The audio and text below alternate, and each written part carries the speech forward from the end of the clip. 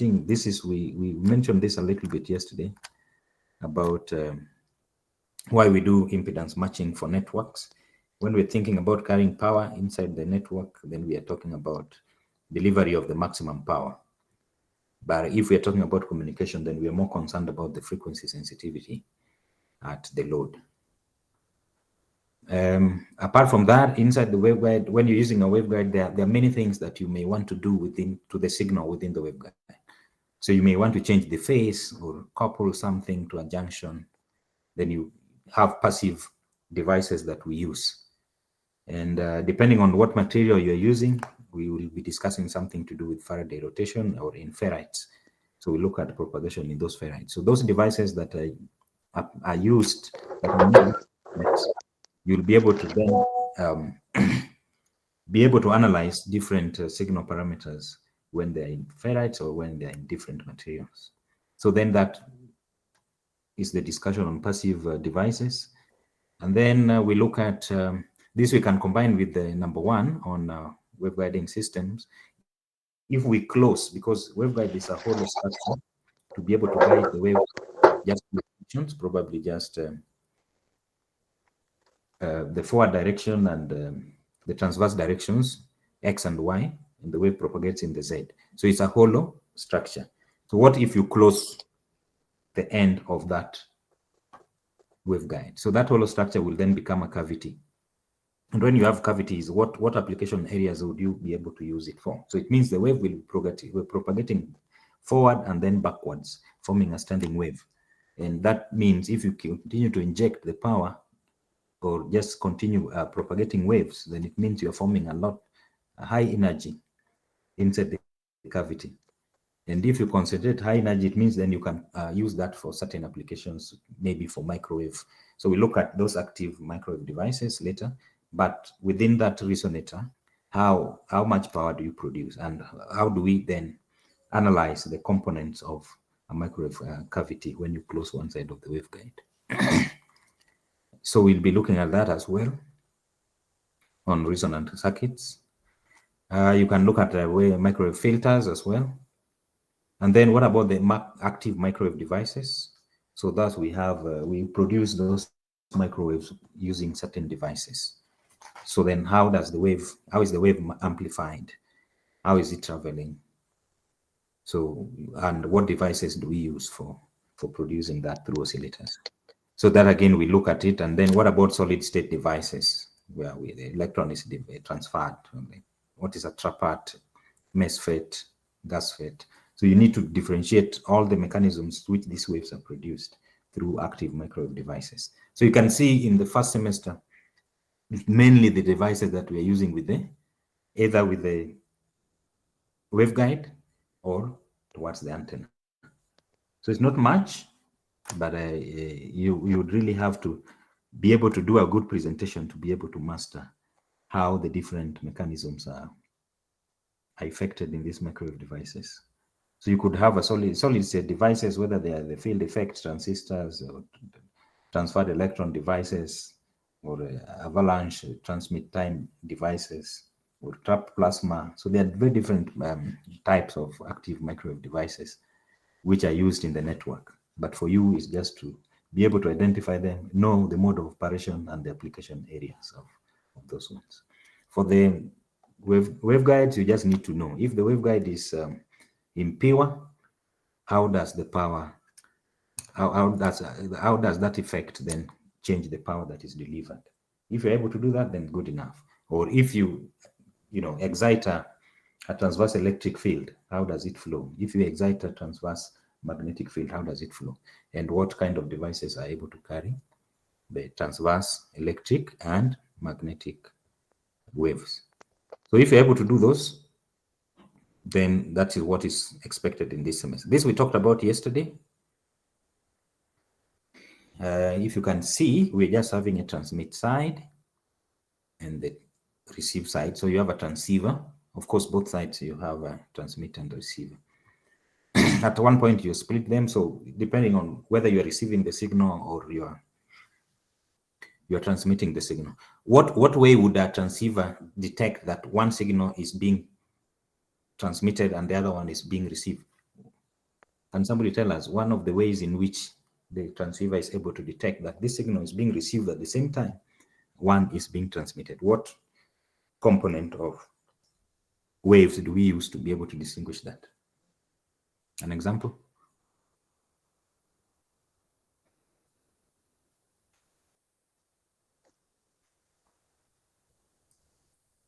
What do you use to plan an uplink and a downlink? What differentiator would you use for an uplink and a downlink? That's the question.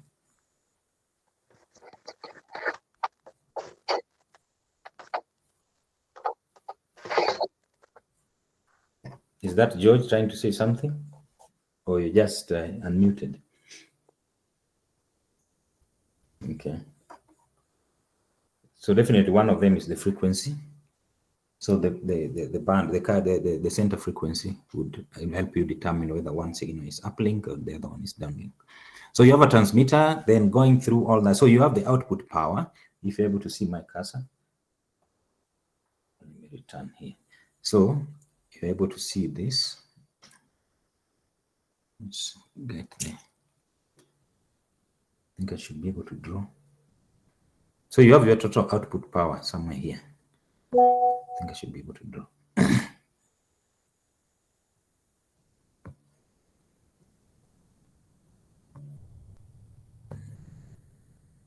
Okay.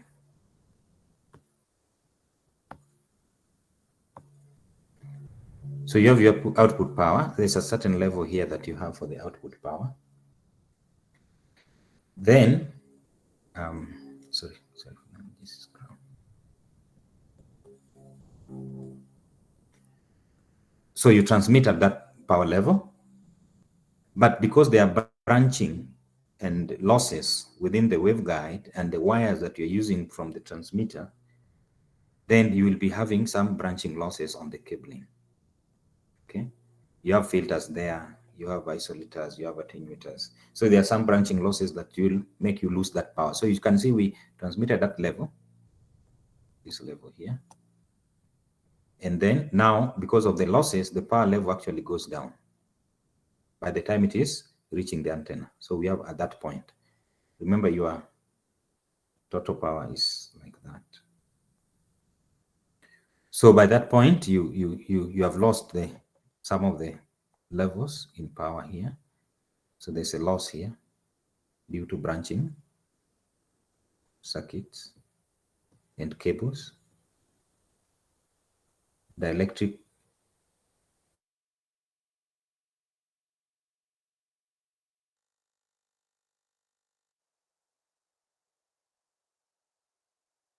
what we are saying here, probably you're delivering power in these branching losses, you're delivering power through a waveguide. So whatever is delivered at this point, you have an antenna gain, depending on the gain, like how much signal is collected from the air. If in this case it's a wireless scenario, then it means at that point, depending on the larger the dish, the higher the gain. So you are able to concentrate more signals there. So it means you are then increasing the amount of power. So you will have antenna gain help you raise that power level. Okay. Now in the channel, we talked about channel yesterday. This is the channel between the transmitter and receiver. We talked about H here. So in this H here, the propagation mechanisms are so many. There could be diffraction, there could be absorption, there could be, a distortion of signals. There could also be, scattering of that signal that are not reaching the receive antenna. Okay. So if you lose that signal, or maybe there's rain within the channel here, and now the raindrops are able to absorb some of the signal power as it comes. So it's attenuated as it goes. Okay. So there are many multiple scenarios that we'll discuss in the second semester that would actually cause a change in the amount of power that is being propagated. So propagation losses, you can see again, is making you lose power here, this signal. Okay. So it's going down. What you could do sometimes, especially for satellites, you may want to maybe plan your site such that you have two, diversity routes. So you have one receiver placed in a certain area and then another one. So you communicate different using diversity routes or the redundancy. Then that would also help you gain some power. Now, when you receive the signal on the other side at the antenna, definitely the receiving antenna also has a gain, trying to absorb the Fresnel zone, because when you transmit from here, you could have, a volume of, you can draw it like that, of signals that's occupying all this space area. So you can see if your dish is wider, so probably have a receive antenna again there. So again, that helps you increase your receive signal power. But at the receiver, the same reciprocal of the transmit side, you have branching losses going towards your transceiver. So at the transceiver, you receive certain amount of power called receive power. Now, that power that you receive should be able to help you communicate. Remember, in this value here, the receive threshold value, this is the amount of power that you are supposed to receive to be able to communicate. Okay, that is the minimum power that you're supposed to receive of a signal for you to be able to communicate. If you receive above it, the better. If you receive below it, you are not able to communicate. Probably it will be negative, maybe negative 120 dBm. So you have set that amount of power and said you are not able to communicate at that threshold. So that is called the receiver threshold value. So if you are able to receive power at above this threshold, then the difference between the received power and that threshold is called the fade margin. So should there be any more fading within the channel, which is less than the fade margin, then you still be able to receive your signal properly. Okay, so this is a summary of what we were talking about yesterday. So you just need to have it in your fingertips. Is there any reference to that diagram before we move on? Anything you want to ask about there? Any scenario, anything you think is in telecom and you want to see how it fits here? Or in microwave propagation, or in just microwave systems? Use of multiple antennas that will help you with the antenna gain or route diversity. If you're using multiple antennas, whether at the receiver can be a phone, or is it a wired network, is it fiber? All you can actually just write it in this diagram and be able to see how you receive your signal. And we say that the received signal will always be, you have to transmit at a certain power. There's a channel,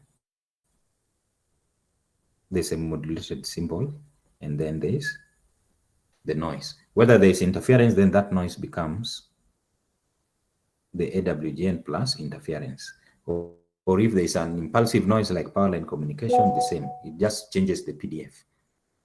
Okay. If there are multiple antennas, then this H will be a vector. So it can be H from antenna 1, antenna 2, antenna 3, and of course also X will be a vector. So anything you think about, you can actually model in that equation for communication.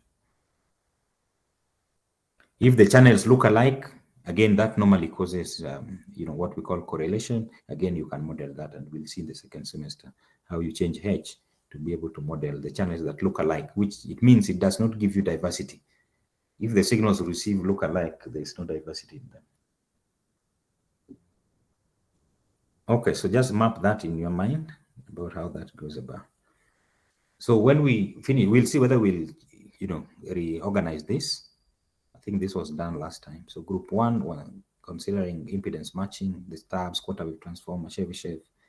Group 2 were on passive microwave devices. Group 3 were on active microwave devices. But because then group 4 was the Foster's reactance theorem and scattering parameters. Each time when you make your notes as our teacher or graduate assistant, you make sure you give us some numerical example. Okay? Give us some numerical example. If I get the drive that was used by the previous class, I may give you as a reference to be able to see what you can pick from their notes.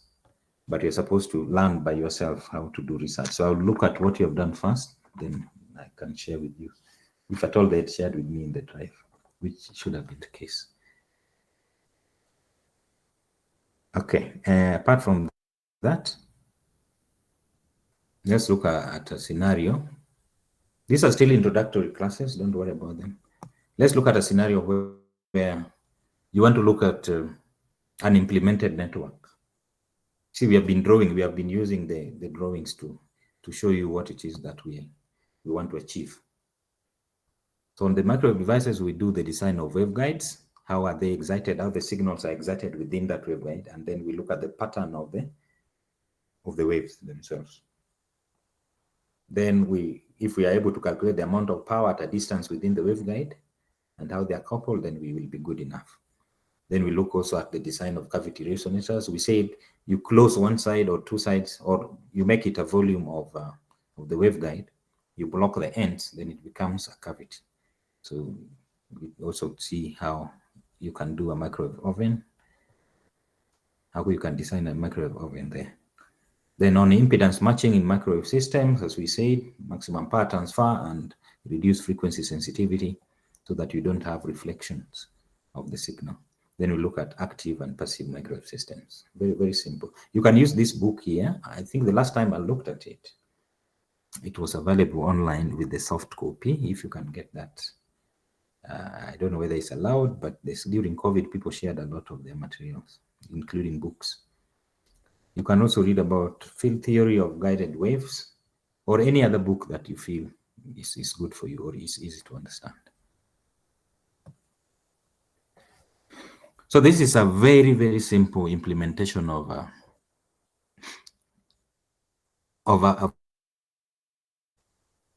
simple.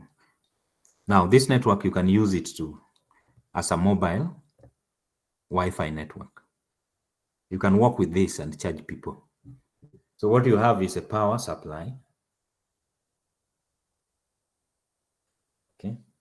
After the power supply, you are actually powering a router. So let's say this is an ISP. Now this is let's say the source of internet. So you can call it ISP. In this case, it's a modem with a SIM card. So it is a SIM card in here. So you put a SIM card in there, which is loaded with some bundles. So it will supply your router here. Okay. Then in here, now that you have the internet service provider giving you that, what you do is you need to charge them. So there's a billing system here. This one, Ubiquiti calls it Cloud Key. Can help you with billing. So you can program this Cloud Key to be able to bill the customers that are going to use this. So this is like your base station, the router here.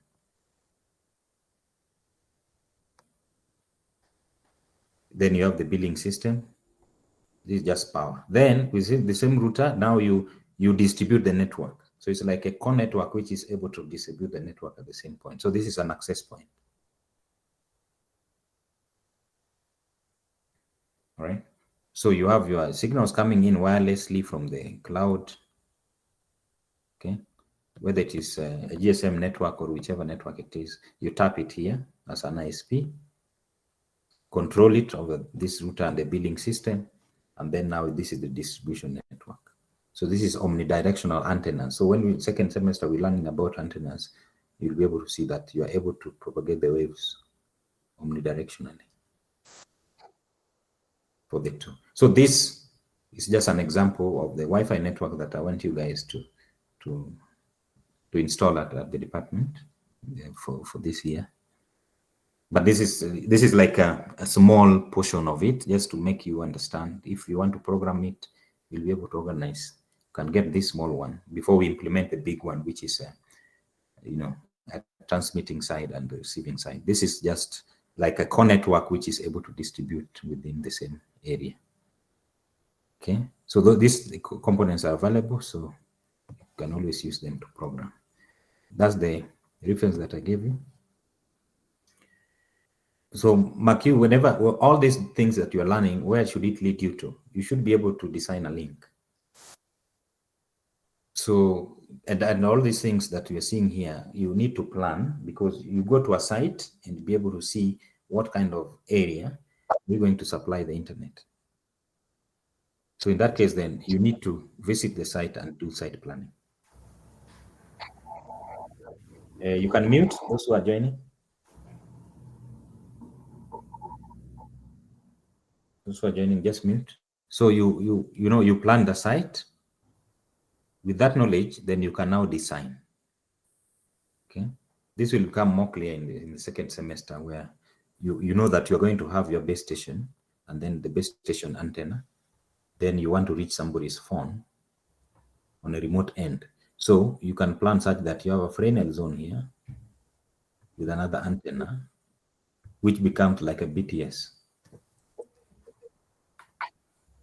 So planning helps you because there could be some trees here. There could be some terrain. It could be on a hill. So when you're planning this, you need to know the antenna height. What kind of frequency are you going to use? Are they free or you have to pay license? Okay. So this can be a base station, and the other one could be a BTS, the phone. Then after your designs, you get the components, bill of materials. It is out of those bill of materials, then now you have to buy the equipment that you need to use to implement.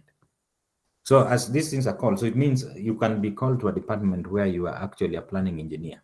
So you use softwares using standards. You can use the International Telecommunication Union standards. They have recommendations where they tell you if you're planning a link in Nairobi, remember it rains like this, or in Mombasa it rains in a certain form.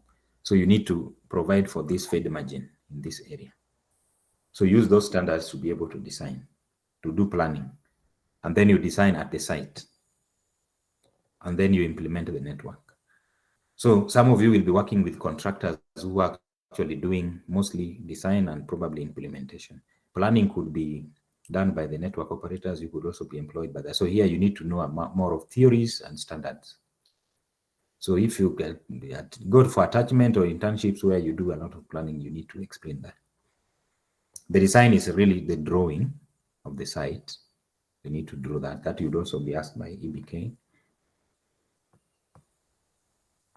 If you have a project where you had a design, then you need to draw the site. Then your implementation, this may be for consumption by the users or the customers. So you need to implement that network. So you have to go and build it. It means in your case, we will be doing, for you to do the network in front of American Wing, you will do the planning, the design, and implementation. You can do optimization by saying you put one access point in front of American Wing, another one in front of civil block, another one at mechanical. Okay. So you may do this and then realize that actually the people, this could be communicating by mesh network, mesh. And this maybe there's from Telcom Lab, you have another access point that is connected to the router. So you may realize probably this AP at civil block is not able to serve very well. So what would you do? You look at that network and analyze, and then probably say, let's move this AP to the, instead of being in the garden, let's move it to the wall, using data that you already collect in the network. So that then falls under optimization. Maintenance is an example where maybe the cable that is supplying power here, you need to check always when that network goes off. Could it be a problem of a power cable, or is it a problem of the telecommunication cable or Ethernet or things like that?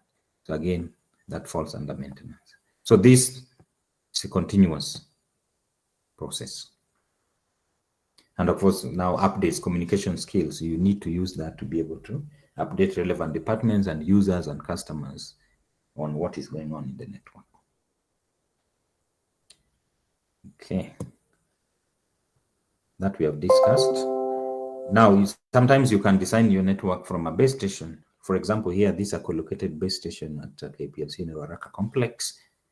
Then from there, you can see, using frequency reuse method, you can have frequency 1 facing Mathare North from Ruaraka, which is on Thika Road. So you can see the antenna is facing there, and then you plan frequency 1, which does not interfere with frequency 2. Now frequency 2 will be facing users in Huruma. This one is Mathare North. Then you receive it. So this is just the same network we have just shown on slide 3, but now on a bigger magnitude. So it means you can use antennas and power that actually go up to maybe 10 kilometers also. Then when you receive it on that dish, then you distribute it using Wi-Fi access points. You can also have, because this is facing Mathare North, you can also have frequency 1 facing easily for those who know the area. So they are not going to be interfering with each other. Then the second frequency 2, again, that carrier, you can use it in Mathare Valley. So you can see there's a reuse here for the frequencies and also the reuse. This is done during planning stage. And this, you can see the CPs here, which is the customer premise equipment. It's receiving at 5.8 gig. Because that's F2, it's also the same 5.8 gigahertz CPs. So that's just an example of what you can do. So what will you have at the end of the day? So you'll have an ISP. So in the department, you can have the Ethernet cable, okay, at the telecom lab. Then we need a security gateway here. So you can program a local router, which we have in the lab. Then you connect it to that security gateway, you connect it to this switch here. Now this switch allows you to be able to add the cloud key, which is the one that helps you with the billing your customers, program it. As we had said before, from the same port, you can actually do local maintenance with this terminal here, your laptop you can connect. The same can be used to connect a base station. So one port, you connect it, this base station here. You can see the base station. Then that base station is connected. You can also connect an access point on it so that the people around the lab or wherever area are also served by the same Wi-Fi network. But again, the base station you can connect to the antenna, which is now used to transmit this to a remote location.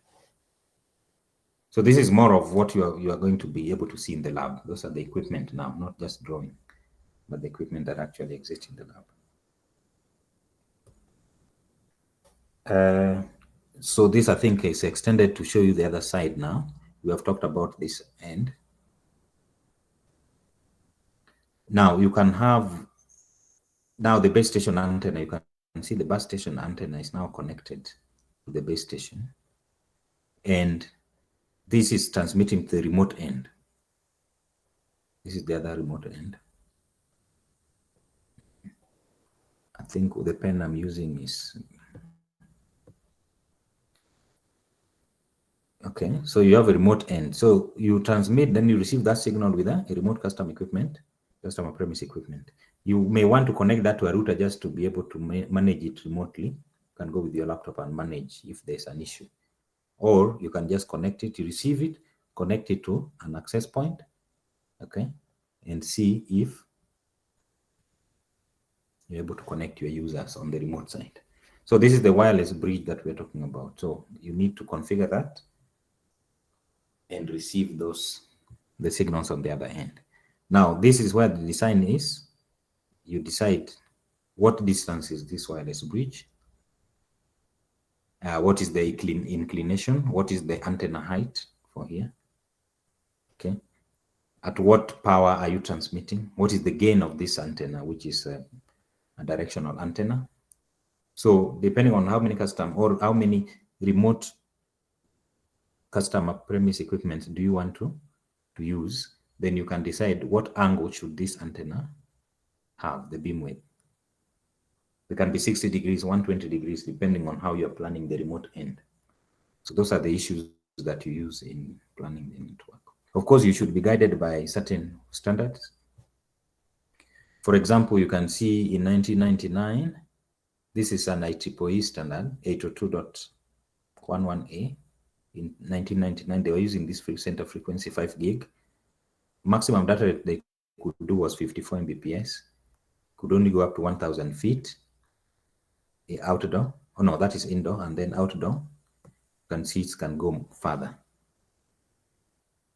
So again, there in second semester, we should be able to answer why is it that it is easier to transmit outdoor than indoor, such that the range indoor is shorter.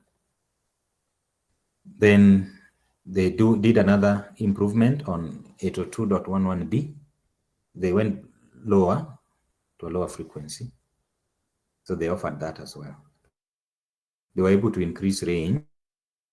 You can see range and lower frequency work together. You should be able to explain that also after the second semester, but even now you can apply your intuition. In 802.11g in 2003, they retained the lower frequency, increased the data rate, and were able. So they improved the indoor against this. 802.11n, so you can see why people continue to do research. So in 2009, you can use both. So now it's dual antennas. Now look at the data rates. Now they are able to use higher modulation schemes to be able to achieve higher data rates. Okay.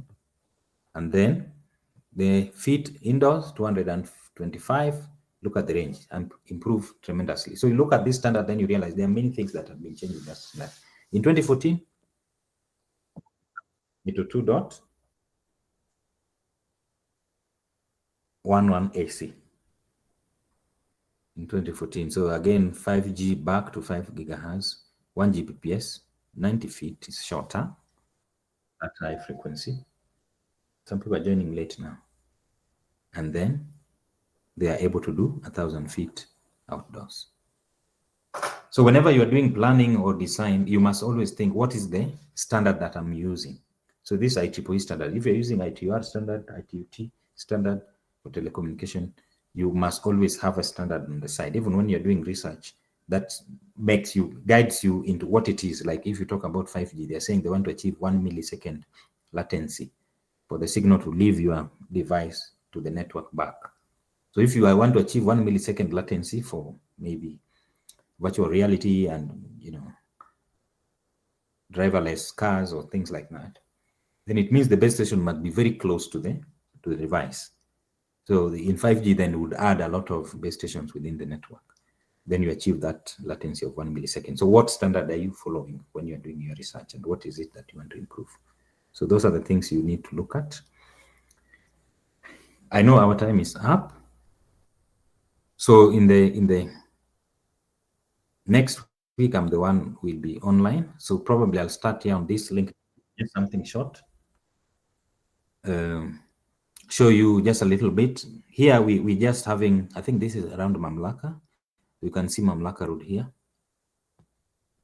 Then is State House Road, Moy Avenue. I think this was the department. So I was trying to see if we can transmit from the department here to Mamlaka. There are a lot of trees in between and it's hilly. If you look at the train, look at the terrain here. You can see this side is lower, this side is on the hill. So between Mamlaka and American Wing, A and B, which one is American Wing? And which one is Mamlaka?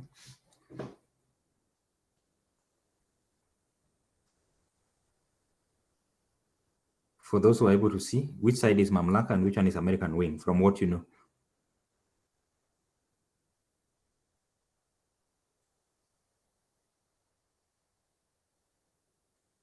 Okay, so Mamlaka, A is? East American Wing. Mamlaka. Yes, that's correct. Yeah, because it's hilly on Mamlaka side. So you can see, so when you're planning your link, you have to know what antenna height do you need to raise this antenna so that you can place it such that this Fresnel zone that you're seeing here, this ellipsoid, actually is free of obstacles.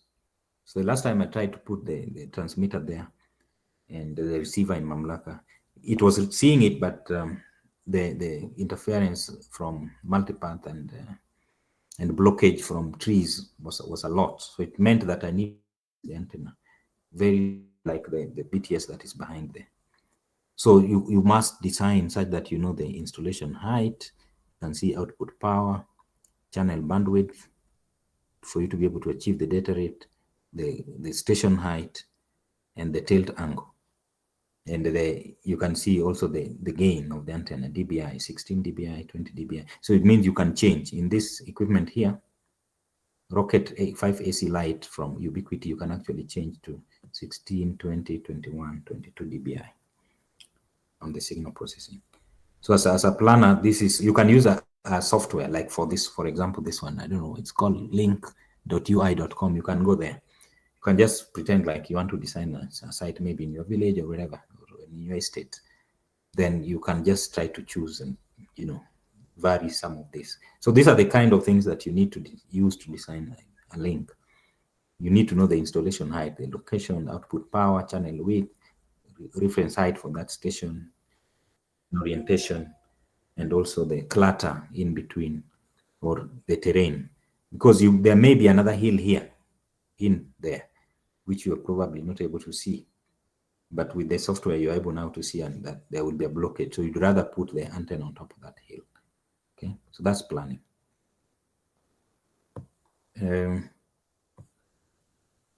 Not difficult, it's just for you to appreciate what it is that you are headed to. I'm not able to move. Okay. Good. So it was just up to there. So I think next time we start here on the waveguides, we'll look at why we use them, the types, and then the field inside those waveguides, and define a few. There are concepts that we need to remind ourselves about group velocity, cutoff frequency, and all that, and how we derive them. Okay, so at this point, let's have the attendance list. What we normally do is you send your registration number through the chat. We end there. Is there any question? Yes, excuse me, sir. Yes. Yeah, I had a question in regards to the antenna. Let's say you have your antenna, and does the polarization of your antenna, if you have it maybe vertically or horizontally, affect in any way the Fresnel zone or the wave you're transmitting? Yes, you're right. Yeah. So the polarization is also something that you consider on the antenna. So when you are ordering for the antenna, when you're doing your design, you must also be able to specify the polarization. Most of them would either be, they would be dual polarization, so that to help you, with a dual polarization, you will be transmitting a wave, let's say, in that, actually it's just the direction. Okay. And then if you have, that's a vertical one. But if you have a horizontal one, you will be having that. So it means, but you have to have a reciprocal at the receiver. So it means you can have just one physical antenna with double polarization. So the receiver will be able to detect that there are two. There's one that is vertically polarized and another one that is horizontally polarized. But they have to be reciprocal. If you are using just vertically polarized on the transmit side, then a vertically polarized must be used on the receive side. If it is horizontal, the same. If it's circular, the same, so that you don't lose your signal. Because the way you scan them, you can see is different. It's a different process. Now, whether it affects the Fresnel zone, if you use both, the Fresnel zone remains the same. If you use one of them, definitely the Fresnel zone, you can see this one will be vertically oriented, and this orientation will be horizontal. But because of the power, the Fresnel zone is determined by the power, and the radius, which we normally have as radius squared, is depending on which radius you are looking for. You can have n pi, then the product of, at the position where you are, d1, d2 over the sum. So if you are at this point and you want to determine the radius that will not cause problems, at that point, if there's an obstacle at that point, then you want to see how far does the first radius go? How far does the first radius go from the center? Now, it will remain the same whether it's horizontally polarized or vertically polarized, but now it will depend on the location of the obstacle, but the size will remain the same because it just depends on the power. But the radius depends on the frequency that you're using, not polarization. I hope that answers you. But the polarization definitely would also be affected differently by different, scatterers, like rainfall, because the rainfall is probably falling on this vertically. There are drops that are, and this is vertically oriented. So you can see it looks like there will be more attenuation on the horizontally polarized signal when there's rain than when it is vertically polarized. So things like that we learn in the second semester, but polarization indeed affects these signals. Thank you.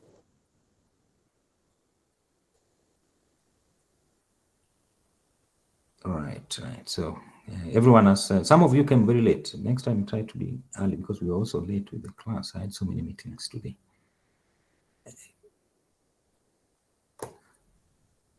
Everyone has noticed, so I'll be able to pick these ones.